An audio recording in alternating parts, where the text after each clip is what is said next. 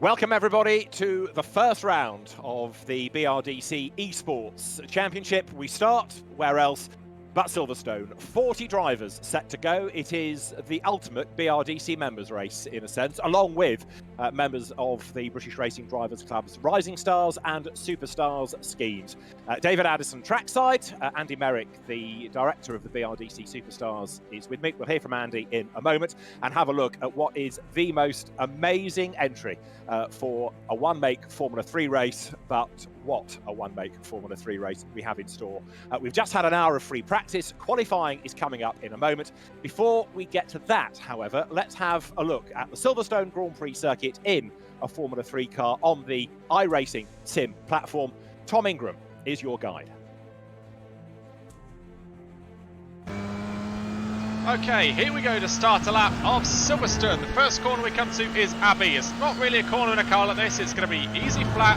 You're going to use a little bit of the inside curve, and then you're straight into Farm Curve before heading up towards Village. Just before the 50, we're going down 3 gears to third.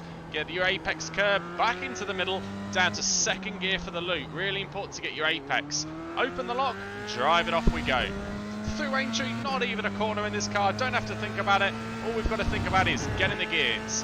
Down towards the home of the BRDC at Brooklands, it's just before the 50 and you're taking the brakes all the way in, down to third gear.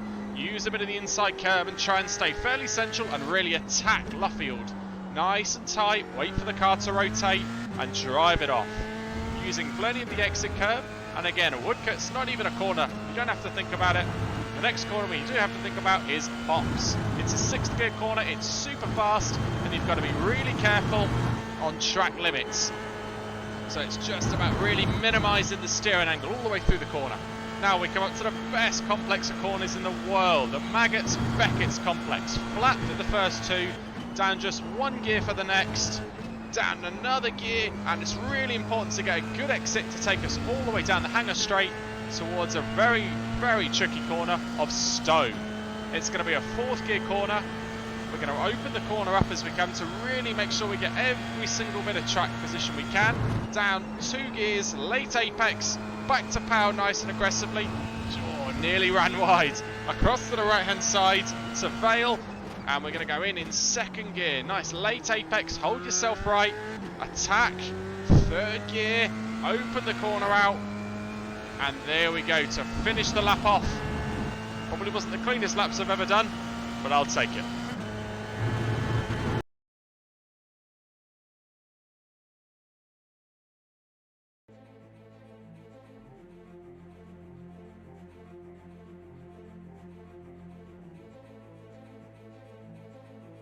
Now, before we worry about qualifying, let's just get a very important point out of the way, because while we're in lockdown like this and there's no real-world racing going on, of course, there are lots of these esports championships. This is one with a very important message, because it is all to raise money for the NHS. There is, if you wish to contribute, a Just Giving link at justgiving.com/fundraising/BRDC esports. And all of the drivers that are participating have effectively had to pay an entry fee, and that money goes towards the NHS, and other BRDC members have contributed as well. But the man that came up with this idea, and possibly wishes he hadn't, or might even wish he was out there doing it rather than organising it, is Andy Merrick, himself, of course, no mean driver, having been a factory Bentley driver. He's these days very active in the GT4 scene, not only a driver himself, but also tutoring other drivers, bringing them on, and is in charge of the Superstars programme. Andy, it's an amazing entry. It's taken a lot of effort to pull all this together, hasn't it? It definitely has indeed, but mate, it's so worth it when you get to see that incredible entry list that we've got here tonight for the first race. A true who's who of British motorsport, and it actually reminds us how much talent obviously we have within the UK. A lot of the time we spend our time racing all over the world as BRDC members and professional drivers, but when you get back and you see that entry list, you remember how much talent we have within the UK. What's the response been from the drivers? I mean, have you had to twist people's arms, or have they all been mad keen to come and do it? And have you had to turn people away? Well, that was actually really interesting, because I came up with the idea to do this, and initially it was just for the BRDC Superstars. Right. Then thought, well, let's open it up to the members. Wouldn't it be really cool if we could get the likes of Steve Stoper, Jason Plato racing against Dan Camish and Ash Sutton, and then we can bring in sort of single-seater starters as well. But then I had those sort of, just before we went live with it all, I had those sort of panicky feelings, thinking, oh wow, well, what happens if we don't get people to take up on this? And fortunately that hasn't been the case. It's given us a difficult issue, another issue, which was we were massively oversubscribed. We could have filled this grid twice over, but it's a nice problem to have. Fortunately, we've managed to get it down to the 40 drivers we have, and really happy with who we've got on show tonight. You've got a permanent number of, as I understand it, full members of the club, and then some of the rising stars will do one race as the season goes on, and the best placed will come and do the final round, so that more people get a chance to participate. Is that right? Absolutely. It's really important for everybody at the BRDC that we include as many different members from as many different sort of areas of the club as possible. Unfortunately, we couldn't include all of the rising stars, but Ian Titchmarsh, who's obviously been an active member for a very long time, came up with the brilliant idea of having a rotational system for the rising stars, so we can at least include as many as we can do. And they'll all get their shootout against the likes of Dario and Jason and Steve. Exactly, because in this entry, just to make the point, you have got Dario Franchitti, you have got Jason Plato, you have got Steve Soper. Qualifying is underway, as you see. Now, it's an interesting entry in terms of those that are single-seater racers, GT racers, and touring car racers. Does it follow that if you're a single-seater racer, you're going to have an advantage in this? Or actually, Andy, is the emphasis on how much experience you've got of a sim? Most definitely, I think it's more about being a sim driver. I mean, that doesn't, you've got very good racing drivers. Some guys can't naturally take that across to being on a sim. Whereas some of these guys, I mean, there's a lot of certainly the BRDC superstars that I work with, they spend every sort of waking minute when they're not on track in the real world, even before lockdown, they were spending all of their time in the virtual world, and even more so now. So yeah, there's some seriously talented sim drivers we've got here, and I don't think it makes too much difference between what discipline of real world you come from. Interesting, looking at the top three, you've got Jonathan Huggard, who of course starred in British Formula 3 last year to go on to win the Club's Young Driver of the Year award. Then you've got Ash Sutton, British Touring Car champion. Then you've got Dan Harper, who was last year's Carrera Cup champion. So effectively the three disciplines there, single-seaters, touring cars and GT cars in the top three. Yeah, and that is exactly what we wanted from the idea of this championship. We wanted to see who, and bring as many different disciplines of the sport, and also for not just for the competitors, for the members, but for the wider audience, so the fans can see. It's brilliant to get a series where you can get all these different types of these guys from different types of series together and shoot them out against one another, and at the same time we can do it for a good cause and in the NHS. Sure. Now qualifying is effectively 3 laps, only 10 minutes. And then it's a 25-minute race. So it's a single race, it's going to be elbows out, isn't it? And the drivers have had quite a few test practice races over the last few days, not without the odd bit of damage. So another point worth making is that the steward for the championship is no less than Derek Warwick, and he has issued a video driver's briefing just reminding people, oh dear, as we see contact, not to get themselves into trouble. And I think that highlights, that highlights the wealth of knowledge and resources that we do have within the club. Obviously, the little incident we just saw then, maybe Derek will need to have a word with those guys after the race. But no, I mean, who better to call upon in former president of the BRDC, former Formula 1 driver and FIA steward, Derek Warwick, to be able to, whip these drivers. I would say young drivers, but I think some of the older guys have been causing some problems as well. So no, it's great to have Derek, and he's done a fantastic job. Absolutely right. So qualifying almost at an end, and Jonathan Huggard it is that tops the times. I'll let you go in a minute, and you can go and watch the race, go and enjoy it. But first of all, let's put you on the spot for a prediction. Who do you think is going to come out on top of all of this? Well, not just because he's provisionally on pole. I do have to say the top two of Jonathan Huggard and Ash Sutton are both fantastic real-world racing drivers, but I know they're both incredibly experienced in sim racing. And recently on a BRDC launch day for the Superstars, I sat next to Ash Sutton on on the Grand Prix track. So maybe I'm going to say Hogarth might get a pole, but I'm going to go for Ash Sutton for the victory. Okay, well, it is going to be a fascinating race. The checkered flag is out, so qualifying at an end, and Jonathan Hogarth and Ash Sutton, it seems, will be those at the front of the grid. We've got 1 and 2 still completing their final lap, and then the server will reset, and then we will be good to go for the first round of the BRDC Esports Series. This championship then with, as we say, this fantastic entry. And now, having done qualifying, the grid will be formed, and very shortly we'll be able to get the opening race underway. Seb Prio, one of the drivers that we've not yet touched on. Seb, of course, from Ginetta Junior Racing, British Formula 4 and then GT4, so he takes the circuit. And we have a look at Seb Prio's qualifying lap.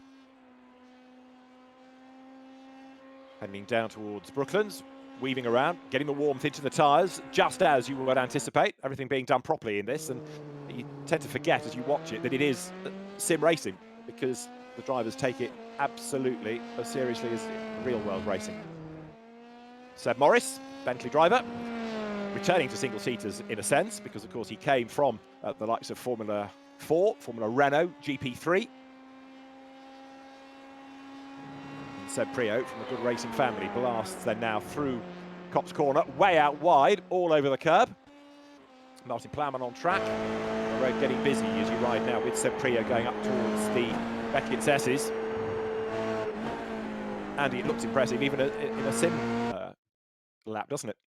It does. I mean, it blows me away, the graphics. And to be honest, I've been doing as much research as I can be over the last few weeks about esports, because I have to admit, a lot of this is new to me. But my wife walked in to the living room a few weekends ago when I was watching another esports race, and she was blown away. She said, "Why are they racing at Silverstone? Surely you should be there for goodness." And I had to explain to her that it was virtual, but no, it's incredible. It's certainly gaming has come a long way since my old Nintendo 64, mate, with a bit of GoldenEye.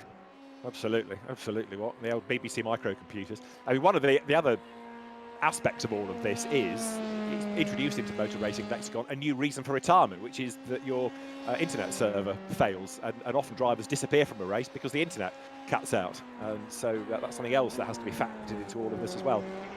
Yeah, there's always technical issues that can cause a few problems, but yeah, no, it's hopefully we won't have too many of those tonight. We can see some good hard, clean racing from all of the members.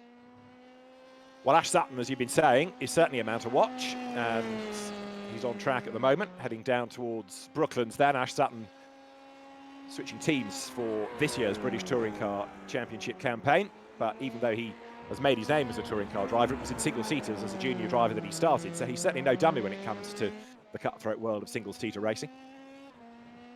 No, I mean, Ash is. I think he's one of the most naturally talented racing drivers within the UK, and he's shown that all this season all last season in British touring cars.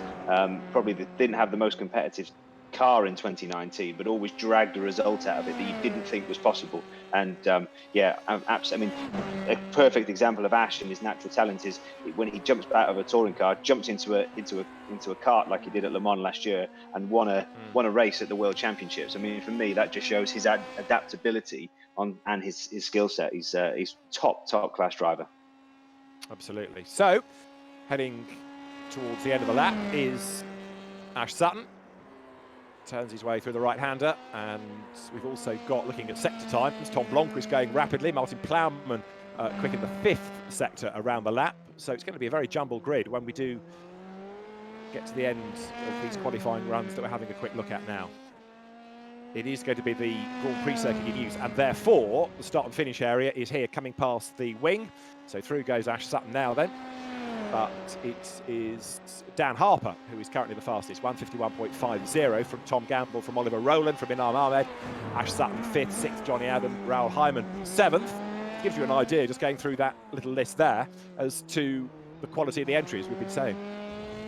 Absolutely, Ollie Rowland's been fast. There's been a lot of unofficial tests all over the last few days, and Ollie Rowland, another driver who's consistently been at the front, hugely talented driver, obviously racing in Formula E at the moment, but a former BRDC superstar himself, and yeah, he'll definitely be another one to watch in not just in this qualifying session, but when we get to the race, I'm sure his experience should, if he doesn't qualify right at the front, will help him push forward and definitely be the sharp end at the end of the race.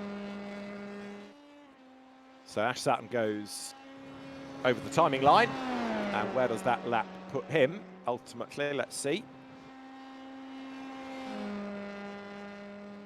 Right now it is Jordan Albert who is the man with the fastest time to his name, 151.49. It's him you're looking at the moment coming through the stadium. So Jordan Albert, single-seater turned GT driver, ahead of Dan Harper, and then Charlie Eastwood up to third fastest, somebody else that forsook single-seater racing to go the sports car route. Charlie Eastwood, again, very, very confident sim driver, obviously Aston Martin factory driver, and I must mention that Charlie's one of, we have some series sponsors, and Charlie is one of those who's donated for the top 3 in the championship. They'll get prizes at the end of the 5-round championship, and second place is a pedal box from Charlie Eastwood's CE Sports Sim Company. So when he's not only just competing in sim races, he's taken to building them and supplying them. So he's I know he's a busy man at the moment, because I think the supply is pretty keen for his sims. But yeah, thank you very much to Charlie and CE Sports for their contribution to the championship.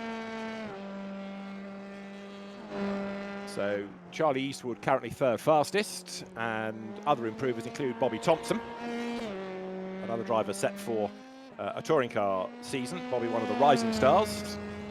Jordan Albert goes over the timing line once more. He is heading past the pits, still third fastest as he goes now into the fast right-hander of Abbey. What's interesting here as well is these times, although they're incredibly close, I mean, absolutely amazingly close. I think we've got a second cover in the top 18. They're actually a little bit off what the guys have been doing this week. So again, in the real world, we are seeing, so in the virtual world, we are seeing variations. There's the track temperature, there's the tyre deck. So it's actually interesting, because I think in one of the practice sessions yesterday, Seb Morris was quickest on I think about a 50.4 or a 50.5, so 6/10 slower at the moment. But obviously there must be a reason why the lap times are just that little bit off.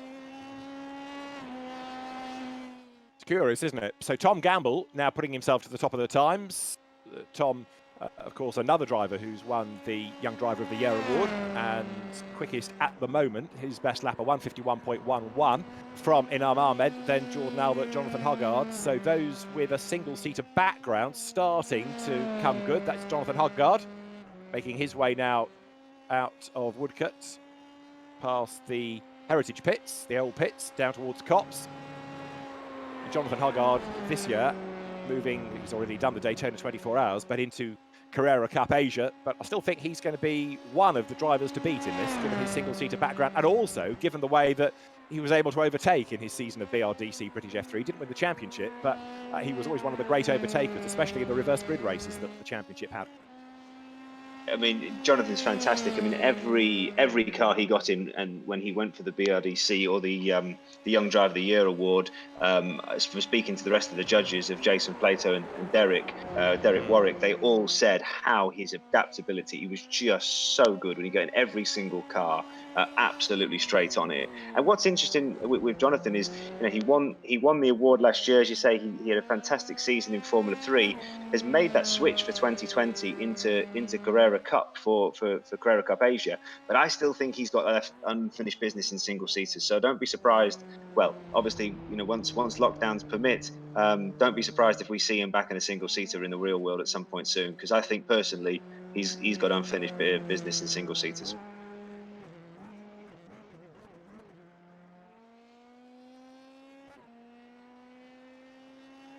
Now, Jonathan Huggard at the top of the times by this narrow margin, 1 minute 50.92 versus Oliver Rowland's 151.01. And Sandy Mitchell, who again made that switch from single-seaters to sports car racing, coming back to his roots, if you like. He's also in the mix. Sandy, one of the stars of Lamborghinis these days in both multi-driver endurance racing and also the One Make series. and Sandy Mitchell third ahead of Jordan Albert. That is Jonathan Hogarth then, who at the moment is the man on pole position. It's very interesting to see as well. I'm looking at this with two caps on, obviously as obviously from a BRDC point of view. But look, it's so good to see all of the superstars. There's so many of them with Hogarth and Sandy Mitchell again, another one of them. Tom Gamble, Enam Ahmed, Ash Sutton, all of those guys, all at the sharp end. So yeah, that's very satisfying for me to see. And even a lot of the past superstars, Ben Barnacle, another incredibly talented driver. He'll definitely be somebody who'll be using his GT experience and multi-class racing experience to, I'm sure, get his head down and get through the field once the race starts, because he's a little bit lower down than I know that Ben would have been aiming to be. So have a quick flick through the cameras and we get set then now for the race itself, because the grid's going to be formed based on what we've just seen. And there you go, Jonathan Hogarth will be the man to line up on pole position. Lining up with him at the front of the grid is Formula E star Oliver Rowland. The second row of the grid, Sandy Mitchell and Jordan Albert. Row 3, Tom Gamble and Enam Ahmed ahead of Ash Sutton and Will Stevens. Tom Ingram will go from 9th, Dan Harper 10th on the grid, Bobby Thompson 11th, and Tom Blomqvist, with his sim based in New Zealand, that's where he joins us from, he's 12th on the grid ahead of Charlie Eastwood and then Raoul Hyman. Callum Eilert 15th on the grid ahead of VLN racer Jody Fannin. Billy Munger is next ahead of Dan Camish, Alex Brundle, and Ben Barnicoat rounds out the top 20 on the grid. Oliver Turvey 21st ahead of Seb Morris, Phil Hanson, and Johnny Adam 24th, the multiple British GT champion. Will Tregurtha is 25th on the grid ahead of Adam Christodoulou. Then it's Ollie Webb and Martin Plowman. Archie Hamilton 29th ahead of Dario Franchitti, then Paul Rees and Seb Prio. Gary Paffett, double DTM champion, 33rd ahead of Jason Plato, and then Steve Soper, with Ben Hanley, who I think fell out of qualifying because his internet spat him out, 36th. Then it's Anthony Davidson and Mark Farmer with Ollie Jarvis at the back of the grid. That then is how they should line up. 25-minute race in prospect. Jonathan Hogarth, the man that starts on the pole. Remember, justgiving.com/fundraising/BRDC esports is where you need to be. The grid then is formed, all of the cars carrying the legend of the NHS, reminding everybody of the good cause for which this is raising money. So the grid is ready to go. Pole position on the outside for Silverstone. Jonathan Hogarth, it is in the predominantly red and white car. We'll get the countdown and then 25 minutes of racing will be underway. The lights in a moment will blink red. 5 red lights will come on when all the lights go out. Now we're in business. Ollie Rowland lights up the tyres, they blast away, then down towards Abbey for the first time. Jonathan Hogarth makes a good start, but not good enough. Ollie Rowland goes through on the inside line, then picks up the advantage as they accelerate their way for the first time up towards Village. Another opportunity to try to dive bomb the opposition as they turn into that sharp right-hander, but Ollie Rowland it is, who has made a good start then, puts himself up front. The cars now come through the loop for the first time and accelerate their way onto Wellington Straight. So Ollie Rowland it is up front. Jonathan Hogarth slightly mugged off the line, down in second place as the cars go down towards the left-hander of Brooklands for the first time. Sandy Mitchell running third ahead of Jordan Albert. Jordan Albert makes his way through though on the inside line as the cars come now down towards Brooklands. 1 or 2 running out of road, running way up the curb then, and now accelerating their way through Woodcote for the first time. And Ollie Rowland here, and he's doing his level best to try to build a gap over the rest of them and get away. Yeah, what did I say, Ollie? You know, he's a wily old fox. He's only 28 years old, but he's got a lot more experience than those guys behind him. So, yeah, he switched it on when it counts, and it'll be a tough competitor to get past for Jonathan. But Jonathan will try hard. He's a really calm, patient guy, Jonathan Hogarth. So I'm very sure that he'll give Ollie a very tough time for this race. And out of the Beckett Sesses then for the first time onto Hanger Straight. Clock ticks on down, remember, so a 25-minute race. We have Ollie Rowland doing his best now to break away. There you see everybody fanning out along the Hanger Straight, desperately trying to find not only the inside line for Stoke Corner, but also try and benefit from a tow if they can as they come through Stoke now. Down through Vale. 1 or 2 running wide again, of course, all over the curb, down towards the completion of the first lap of the full Brawl pre-circuit. Jonathan Rowland will see what the advantage is in a moment as to whether he can get away or not here. Yeah, and what a fantastic sight that is to see. So many, 38 Formula 3 cars, nose to gearbox, all the way down the straight to Stowe. What a fantastic sight of seeing all these BRDC members racing, not just hard, but most importantly, so far cleanly, which is lovely to see. Most of them putting their egos to the side and good hard racing on show for the fans. One of those making progress, Tom Ingram up into 4th place, getting through on that first lap. We've got mayhem though there. Having said it was all clean, there's drama coming out of Abbey, out of Village I should say, so we'll see who that's taken down the order. Tyre smoke settles as the cars get away. I've got the commentator's curse already. First time doing this, buddy, and I've given the commentator's curse. I knew I'd live to regret that, but hopefully everybody can get back heading in the right direction and make the time up that they lost there. Okay, so out of all of the shuffling, that now, according to the timing screen, puts Tom Gamble into the race lead ahead of Charlie Eastwood. Tom Ingram up to 3rd ahead of Hyman. No, change all that. Oliver Rowland and Jonathan Huggard are put back into the timing screen. So I think 1 or 2 internet problems are happening because pictures keep coming and going, and also a small timing glitch. However, up front, Oliver Rowland's gap last time through, let's concentrate on this, was just under 0.4 of a second. Onto Hanger Straight then goes Ollie Rowland, and he's now dropped back behind Jonathan Huggard. So, as the cars come down towards Stowe Corner, Jonathan, having put himself up front, trying to get away, Oliver Rowland drops back into 2nd place. Jonathan Albert still running 3rd, trying to go with them, and in fact his last sector was better than those ahead of him, so we could yet get him onto the tail of Ollie Rowland before the end of the race here. Jonathan Huggard then, having found his way through, looking stronger up front now. What did I say? I mean, Jonathan Huggard, so cool, so calm. A rare mistake from Ollie there. You know, I didn't think he'd make that. Just with that little bit, just put 2 wheels wide onto the grass. Had to get back out of the power. Obviously, that's got to be all the way down that the Hanger Straight. You've got to get a nice momentum down there. So he's lost time. What'll be interesting now is, can he get himself back in Jonathan's toe and get himself back on his gearbox to challenge him and put some pressure back. 20 odd minutes left of the race. If anybody can do it, I'm sure Ollie Rowland can. So through they come then with, yes, as you say, still 21 minutes of the race to go. Looking further back, we've got Alex Brundle having just gained 11th place, so he's making a little bit of progress up the order, but the gap trying to widen between Huggard and Jonathan Rowland up front then now. The full Grand Prix circuit in dry conditions as well, helping the drivers. You see on the graphic, Alex Brundle having gained further ground, and lower down, Charlie Eastwood 16th, Bobby Thompson 17th, Anthony Davidson 18th, Johnny Adams 19th, so again, an illustration of some of the star drivers that you've got in this race. Fastest lap of the race now, Tom Ingram incidentally in 4th, 1:52.5 being the best lap of the race, but Jonathan Huggard here, Andy, doing his best to try and stretch out that margin again. Yeah, Jonathan's stretching out that gap, but he's probably being helped by the fact that the hard battle between Oliver Rowland and Jordan Albert. And I have to say, Jordan Albert doing a fantastic job here, putting a lot of pressure on Ollie. And Jordan is as well as his racing career, he works at iZone, who we've done the championship in coordination with. So I have to say, amazing job, because I know he's been missing out on some of the practice sessions because he's been working so hard launching the championship with iZone and putting an incredible shift in to make this all possible. So I have to say, yeah, Jordan's doing a brilliant job, and he might even be able to, if he can keep rustling some feathers there with Oliver Rowland, he might be see if he can force him into another error.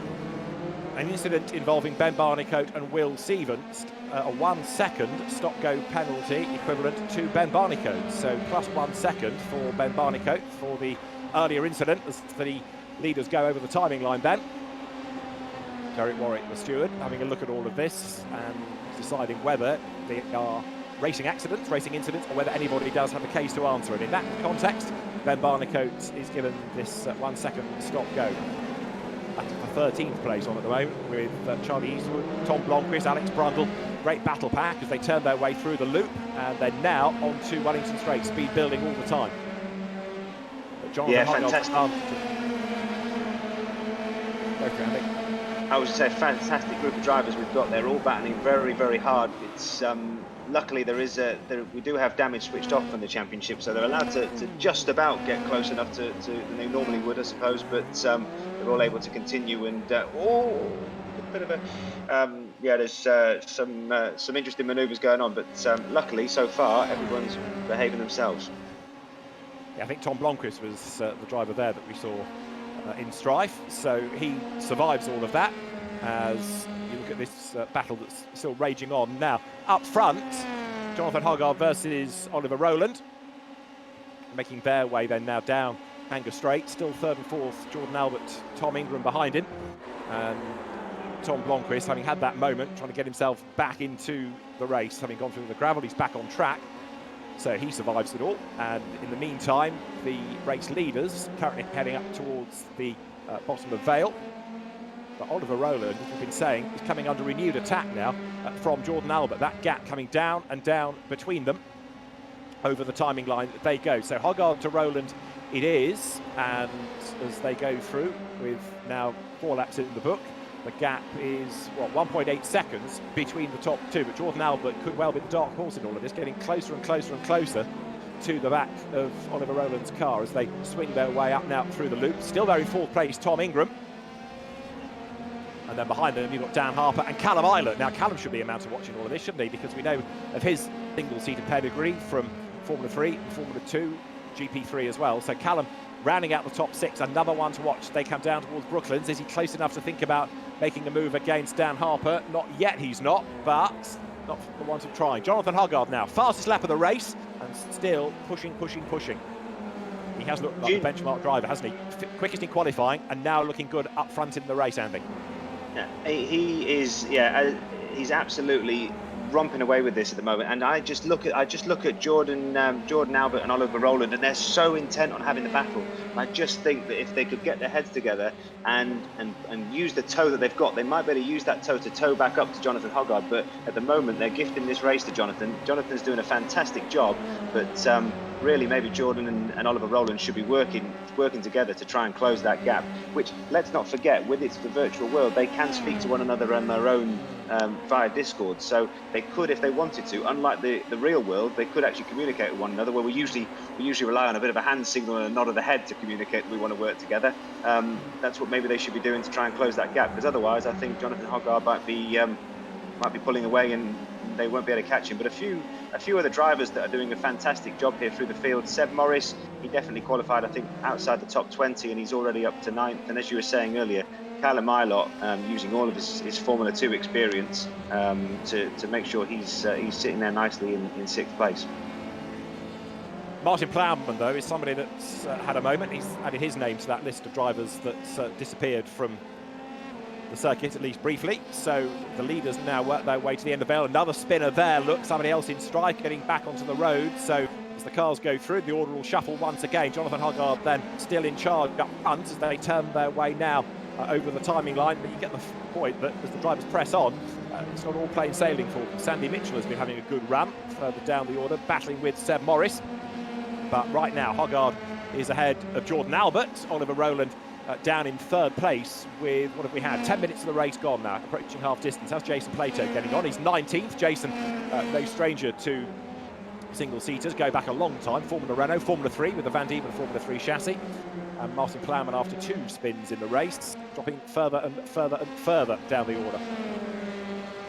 Yeah, as you say, Jason used to drive for single-seaters a long time ago. I think he even used to do some testing for Williams, if I'm not mistaken, when he's maybe many moons ago. But obviously, much more often you'll see Jason in a touring car, and obviously he's a legend of the touring car game. So he's always at the sharp end in the touring cars. So I have to say the improvement he's made in the week that he's just been. He's very new to sim racing. But he shows that the talent never dies, and he's made huge improvements in the week that he's been on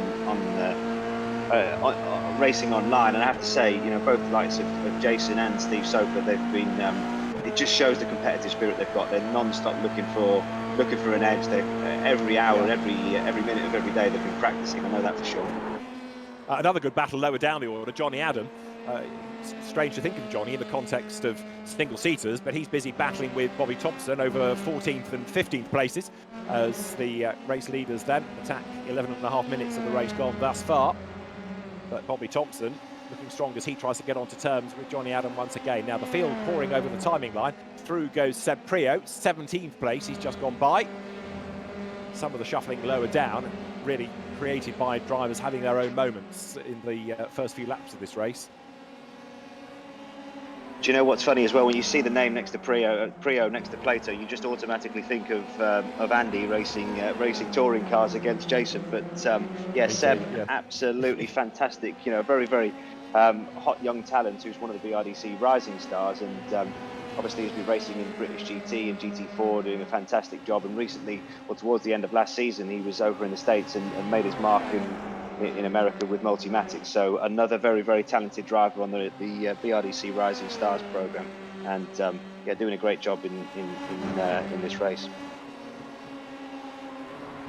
So as the race continues then, with Jonathan Huggard now leading from Jordan Albert, third Oliver Rowland, it's Tom Ingram fourth, Dan Harper fifth, Callum Eilert in sixth place. But as the race, as I say, wears on, Jordan Albert getting stronger and stronger and stronger. He's taking Ingram with him, but taking Oliver Rowland with him still in their quest to catch back up to Jonathan Huggard. We're not done yet, are we? Between the top three, out of Stowe they come, down through Vale. Ingram under attack from Harper as well, so that battle rages on. But Jonathan Huggard about to come over the timing line once more and put another lap in the book.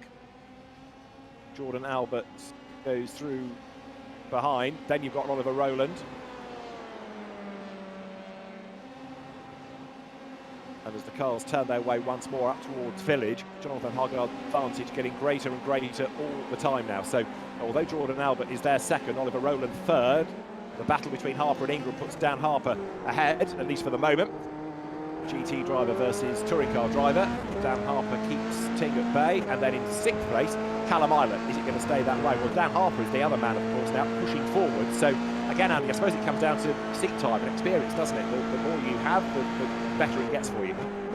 Absolutely, and you know, these guys at the front are showing all of that experience. But it's really important to remember this is a 5-race championship, so we've got one race per week for the next 5 weeks. So although these guys have been looking at obviously trying to win as many races as they can do, they realise they can't afford to make a mistake.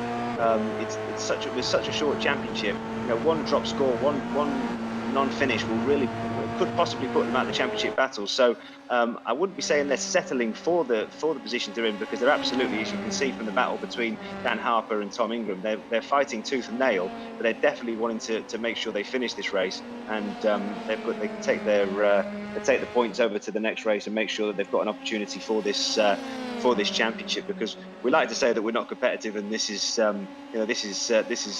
just a bit of fun, but let's be honest, we're all racing drivers. When they put those virtual helmets on, trust me, everybody wants to come out as that first inaugural BRDC Esports champion. So yeah, they're definitely thinking with their heads.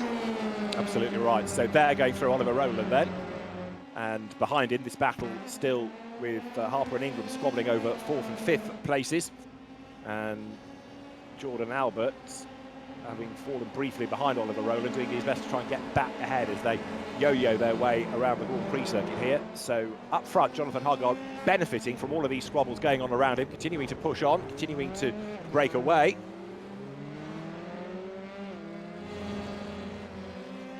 And Oliver Rowland made that great move to dive up on the inside, go down through Copse Corner, retaking his second place. Now, what can he do about Jonathan Huggard? He's running out of laps, of course, in all of this. Getting a spin there. Off the road, Oliver Turvey. So he survives, but will fall down the order. He was in 18th place. So Oliver Rowland back into second place. What can he now do about the race leader? Let's see. Jonathan Huggard, in theory, should be away and gone. Somebody else is speeding up lower down. Decent sectors, Bobby Thompson. He's just got himself up into 13th place. Yeah, I don't think there's going to be any time for despite Oliver Rowland's experience and his speed. I just think Jonathan Huggard, as long as he doesn't make any mistakes, he's got this race in the bag, and I do not expect for a second Jonathan to make a mistake, because he is, as I said at the start of the race earlier on, he is so cool and calm. Every time you talk to him, it's really funny when you talk to Jonathan. Sometimes you can talk to him and he just gets out of a racing car, and he's just as calm as he is before. When you sat having lunch with him, he will not get phased. He's young in his age, but he's very, very, very experienced. And he's obviously at this Grand Prix circuit. Most recently, at the end of last year, in that McLaren shootout, he drove some very spectacular machinery and did a very good job proving how how talented he is, but also how good he is at dealing with the pressure. So yeah, I think this race is Jonathan Hoggard's to, unless he makes a mistake. But really, I'm very interested to see who comes out on top in this incredible battle between Jordan Albert and Oliver Rowland. And we're not done yet, are we? So still there is enough time left. What have we got? 8 minutes, give or take. We've had the pair of them trading that second place, all of which, to make the point again, plays into the hands of Jonathan Hoggard. Points scored in the top 10, Formula 1 style in all of this. Through goes Rowland then behind him is Jordan Albert. Dan Harper running fourth. Tom Ingram is in fifth at the moment. As they come onto Wellington Straight once again, Jordan Albert hustling on then in his pursuit of Oliver Rowland to see what he can do to try and make another move once again. Down towards the left-hander of Brooklands goes Oliver Rowland. And of course, Oliver himself, another winner in seasons past of the Young Driver of the Year award, now focusing on trying to bring down this gap against the race leader. Jordan Albert staying with him as best he can as they come through Woodcote. Then now over the old timing line for the old start and finish area past the Heritage Pit. Dan Harper creeping up onto the back of them a little bit, maybe in fourth place as well now. So he's closing a legacy of this battle between Rowland and Albert. It's delaying the two involved, isn't it? Absolutely. Don't be surprised if Dan Harper or even Tom Ingram could even potentially take second place here. I think we could be ending this race with a bit of fireworks. And there's obviously Ollie just seems to be the hard defender. It's cost him a little bit of time. It's allowing Jordan to catch back up. But yeah, Dan Harper and Tom Ingram. You don't need to invite Tom Ingram too hard to get in on the action. He's used to roughing it every week in British touring cars. So I'm sure that. He'll be using all of his experience to make sure that he can see them all using the toe all the time. This is really great to see, fantastic, and all from different disciplines. So it's brilliant to see this. Dan Harper right at the back of this little group then, waiting to see whether it's going to end in tears ahead of him. Is he going to be able to pick his way through? In the meantime, Oliver Rowland comes over the line, still being chased by Jordan Albert. So Oliver Rowland goes through. So Hoggard is the leader, Rowland is second, Albert third, fourth, Harper fifth, Ingram Callum Islet is in sixth place, but yet out of that leading, 4-5, it could all shuffle before the very end. 6 minutes to go. Dan Harper waiting to see whether the door becomes ajar ahead of him, really. Jordan Albert illustrating his ability, one of the rising stars in the BRDC's programmes, and he comes now down towards Brooklands, inching up onto the back of Oliver Rowland, who turns into the left-hander now. Dan Harper is almost there, almost within striking distance now. I tell you what, and as all this goes on ahead, Jonathan Hoggard is just counting his time. He knows that he's got this race, and it's going to be his as long as there's not going to be any mechanical issues. That's one thing. Normally, as a racing driver, when you've got a race and you think it's in the bag, those last few laps of a race, you're always thinking, you're imagining that there's going to be a problem. But fortunately, he won't have any of those problems. Yeah, Jonathan will be delighted that he hasn't got that thing to worry about. But I'm sure he'll be able to finish this race at the front. Well, when we saw the cars coming out of Luffield that time, you could see how close they'd all managed to get themselves. But now, because Dan Harper is that close to Jordan Albert, that might just help Oliver Rowland a little bit. Can he escape up the road now that it's game on for that third place? So they've already turned their way through Cox Corner, and Dan Harper is on a real charge, isn't he? Then throw me inside, he's gone. Next target is Rowland, so no, it didn't quite pay off for him, did it? No, Jordan Albert fending him off. Down through Vale in the meantime come the race leaders. Clock, less than 5 minutes to go.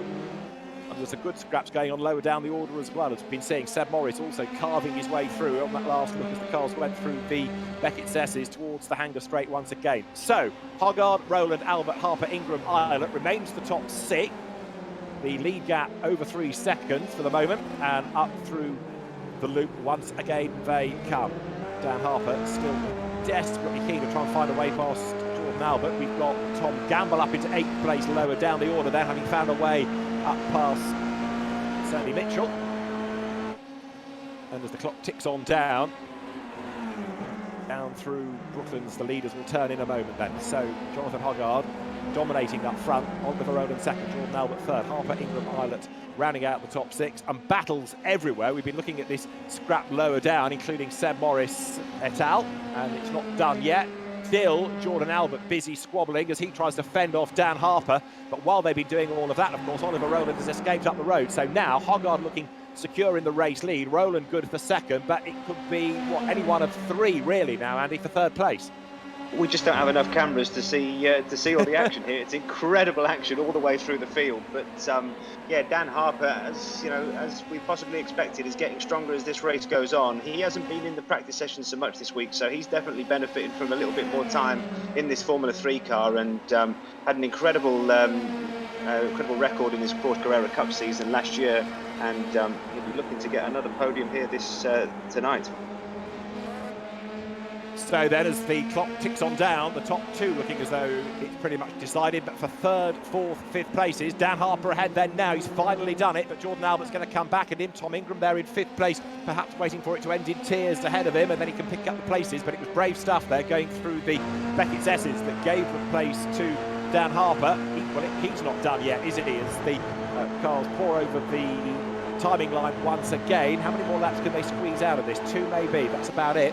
Jordan Albert's going to come back at Dan Harper, that is for sure. But Tom Ingram now through as well. So Jordan Albert having run wide at Stowe, losing out. That's opened the door to Ingram. Tom goes through and picks up the place.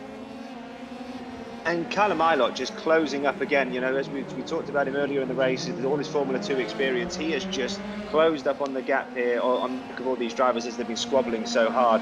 And Jordan, yeah, just seems to have lost that momentum and obviously dropped back down the field. But I'm sure with he'll still be happy with the result regardless. To finish in the top six of this grid is an incredible achievement. So, but yeah, Callum Ilott getting up on the back of this grid, and yeah, there's battles all over the place at the moment. It's hard to keep up, to be honest. Absolutely, and bearing in mind as well that we're almost at the end. There's a minute and a half, give or take, still to go in this first round of the BRDC Esports Championship. Hoggard, Roland, the top two. Anything could happen for third, anything could happen for seventh, which is the other battle that we've been focusing on. Gamble, Morris, Camish, Charlie Eastwood up ahead of Jody Fannin in all of that as well, so that has still to be resolved. Jody Fannin, who is another experienced sim racer, taking part in the SRO Esports Championship this lockdown season as well. But Hoggard to Roland then, that looks as though it's going to be the way for the top two. There's more mayhem at Brooklands, as you've seen. And as the cars turn their way now, whoops, through Luffield. Is that Seb Morris that we've lost? It is, so Seb Morris rotates. He disappears from that battle. That's going to drop him out of the top 10, isn't it? But Jonathan Hoggard sitting pretty up front, using all of that single-seater experience to very good effect. And actually, apart from Ben Barnicoat being given his 1 second penalty, there's not been a huge amount to keep Derek Warwick busy in terms of penalties. Largely, apart from a bit of zealotry here and there, they've all been fairly well behaved, haven't they? Which is a relief, I have to say. But no, I'd like to say that obviously because of all the professionalism, the drivers know, it's good to see that they're remembering that this is, this isn't just about themselves. Obviously they want to be winners, but the reason that we're doing this is for the NHS and to try and reward and to pay back our key workers and our frontline NHS staff. So it's lovely to see that we're putting on a spectacle and doing our bits as BRDC members to try and raise as much funds as we can for the NHS. So I have to say I'm a very, very proud boy of all of these BRDC members, and I just can't believe some of the quality of the racing we've had. It's fantastic.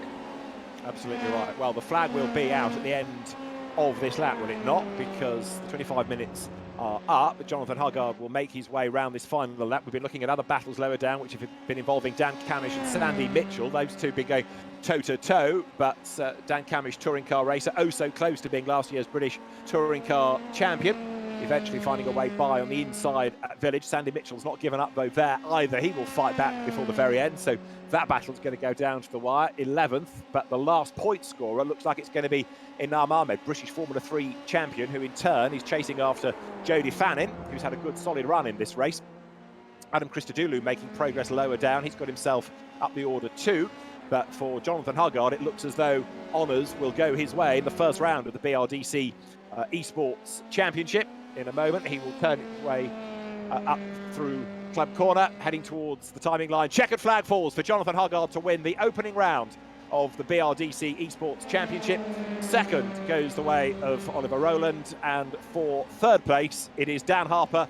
Tom Ingram takes fourth, Jordan Albert is fifth, and Callum Ilott rounds out the top six. But Jonathan Hoggard then, perhaps underlining why he was last year's BRDC Young Driver of the Year award winner, out on top, a margin of 2.668 seconds. We're not done yet, though, because they're still pouring over the line. 7th, Tom Gamble, ahead of Charlie Eastwood. Jody Fannin taking 9th place. And Inam Ahmed 10th, with battles raging on all the way to the end. But that was some drive, was it not, by Jonathan Hoggard?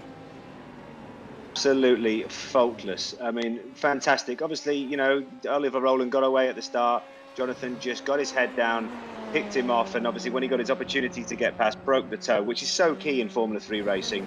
And obviously when Oliver Rowland got battling with Jordan Albert, Jonathan Hoggard was able to get his gap, secure the victory, and he will take the lead of the championship going into round 2. But I don't know about you, but I cannot wait for the second round of this championship.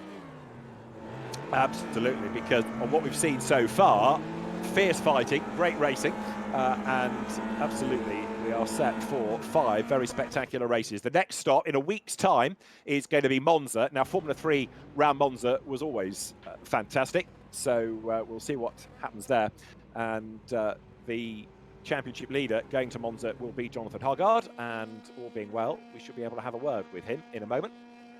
The top 3 drivers will be brought into the comms room, and Jonathan Hoggard, and you've seen all the drivers busy celebrating with the donuts in time-honoured fashion, but an excellent job done by Jonathan. Oliver Rowland taking 2nd place, and Dan Harper, you don't normally associate necessarily with single-seater racing, but doing a fine job as well for that 3rd place. Confirmation of the result then, Jonathan Hoggard the winner from Oliver Rowland, Dan Harper 3rd. Tom Ingram 4th ahead of Jordan Albert and then Callum Eilert. Tom Gamble 7th from Charlie Eastwood and Jody Fannin, with Inam Ahmed the last of those scoring points. Sandy Mitchell just misses out 11th ahead of Seb Morris, who got ahead of Dan Camish on the last lap. Anthony Davidson 14th from Seb Prio. Oliver Turvey, who we had a spin from. Tom Blomqvist, who went off the road. Will Stevens, who was in the wars as well, down in 18th place. 19th, Alex Brundle. Will Tregertha 20th ahead of Raoul Hyman and Ollie Webb. Martin Plowman had at least 2 spins that we saw. He was 23rd from Bobby Thompson. Adam Christodoulou 25th. Ash Sutton, of whom much was expected, only 26th ahead of Billy Munger and Steve Soper in 28th place. After that, there was Johnny Adam and Ben Hanley. Gary Paffett 31st. German Formula 3 champion a long time ago, don't forget. Mark Farmer 32nd ahead of Jason Plato, then Paul Rees and Phil Hansen. Dario Franchitti, Whisper was 36th ahead of Archie Hamilton, and Ben Barnicoat with his penalty in 38th from Oliver Jarvis, who we lost quite early on after incidents. Ben Barnicoat also, I think, was black flagged and disconnected. So those are the results, and the dominant race winner, Jonathan Hoggard, who, as I say, will try and grab a word with in a moment after a tremendous drive. And Oliver Rowland and Dan Harper, 2nd and 3rd. But a very good race and a fascinating race. And also, as we were saying before the action got underway, Andy, interesting to see the split between those with single-seater experience and touring car experience and GT experience. Anyway, before I have any more thoughts from you on that, let's have a word with Jonathan Hoggard as the race winner. Jonathan, you made it look very easy. Yeah, no, it wasn't too easy, to be fair. It's quite hard with the rear tyres going off towards the end of the race. I think Ollie got me off the start, and I was trying to sort of not battle with him too hard, but then he made a small mistake and I managed to get a gap. And after that, you were just able to control the race. Answer the question, if you can, that Andy and I have been discussing. Does single-seater race experience help, or is this all about sim racing experience? I think it does help because, you know, sort of like, for example, like the dirty air, it's more, there's a lot more of it in single-seaters. But I think a lot of sim experience helps as well because there's lots of different like tricks and bits that you can do which maybe wouldn't reflect in real life too well, or the other way around. So yeah. One of the points I was making before the race started was that not only have you excelled in Formula 3, but you've also been, because of those reverse grid races, one of the great overtakers. But actually in that race, you didn't have too much cause to show that off. It was only really one pass you had to make. Yeah, exactly. So yeah, no, all for a great cause. So yeah, had a lot of fun out there. Excellent. Jonathan, well done. Next stop, Monza. We'll see what happens there in a week's time. Congratulations. Well done tonight. Thank you. So a race win for Jonathan Hoggard, and the man that takes second place, Oliver Rowland. Oliver, oh so close, but just running wide onto Hanger Straight did for you. Yeah, I was a little bit nervous to start with, to be honest, and the balance was a little bit oversteery, so, you know, I wasn't that comfortable the first few laps, and Yeah, he just pressured me into a mistake, so then I got dropped back into the pack a little bit. It wasn't ideal, but still a good race. And then you had a battle with Jordan, which again delayed you and let Jonathan build an even bigger gap, I guess. Yeah, that was a bit the problem. When Jordan first caught me, I didn't defend. I just said go, and then he wanted to stop it a bit on the apex, and then he wasn't clean when he was in front. And in the end, I saw the guys coming behind, so I decided to go and then back him into them, and then try and get away, because it was the only way I was ever going to break the toe, was by backing him into the pack behind and then getting away myself, and it worked out quite well. Were you able to have a conversation with him to say, "Oi, stop fighting, let's go after the leader," or were you having to do it on good old-fashioned racecraft? No, I was having to do it on good old-fashioned racetrack. I wasn't in the Discord, so Right. but I was trying to make it as obvious as I could. Like, I was lifting when I was in his toe, just to not to put him under too much pressure, so he could focus more on his driving. But it was more difficult to be in front because the car was oversteering when you were in front, and then when it was in dirty air, the balance was quite nice. So it was one of those where you got the balance and you got the toe, so it was very hard to get away. Well, congratulations, great job. Next stop, Monza. Let's see what you can do there. Well done. Yeah, thank you. So second place for Oliver Rowland. Dan Harper third. We don't have Dan, I don't believe, available just yet. We'll see if we can go and find him. Tom Ingram is in the so-called waiting room. We can have a word maybe with Ting about his first proper single-seater race. Tom's been doing quite a lot of practice for this race. We'll see if we can drag him into the interview room in a moment. And Tom, what was it like being a single-seater driver for a change?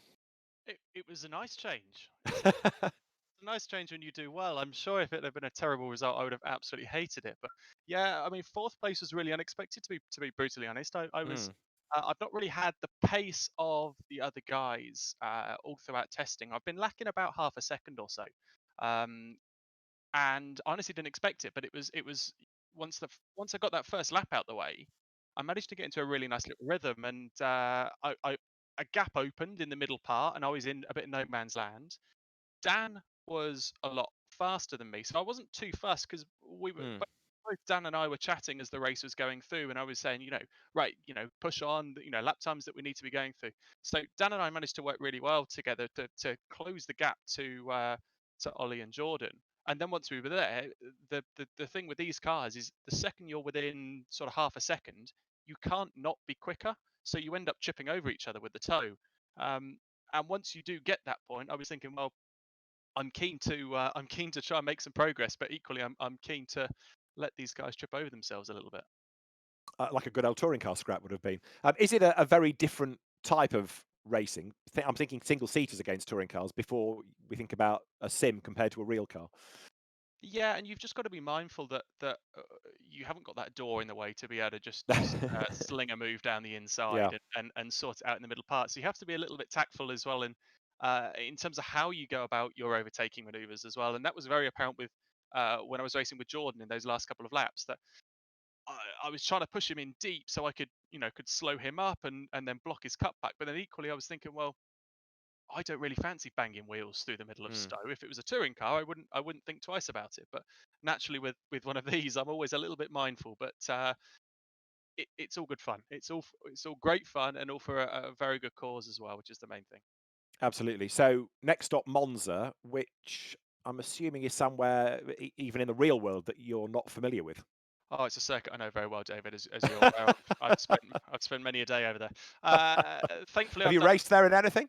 No, I've done some work with actually Paul Rees and I went over there a couple of years back. We did an event with Williams F1 driving some AMG cars around there. So that was a good fun event. But that's about as much as I've done around there. So Laura's going to have to excuse me because I'm going to have to do plenty of testing to make sure I'm on the pace. Right, you've got your permission publicly granted, I'm sure. Tom Ingram, fourth in round one of the BRDC Esports Championship. Well done. I'll see you next week at Monza. Thanks so much. Right, Andy, final thoughts. What a race. I need to recover after that, to be honest. I don't know if it's just the fact that I haven't been watching any racing for a few weeks, but yeah, fantastic. And I just think it highlights the strength of talent, young and old, that we've got within the club. And I don't know about you, mate, but I cannot wait for next week at Monza. Formula 3 cars, Monza, and that list of drivers, I think on that grid is just going to be something we can't miss. Absolutely, yes, it's going to be fantastic. We'll see you in a week's time from Monza. Final reminder, justgiving.com/fundraising/BRDC esports is where, please, we would encourage you to go. Thank you for joining us at Silverstone for the first BRDC Esports Championship round. Next stop, Monza, 7 o'clock next Thursday from Mandy Merrick and David Addison. Goodbye.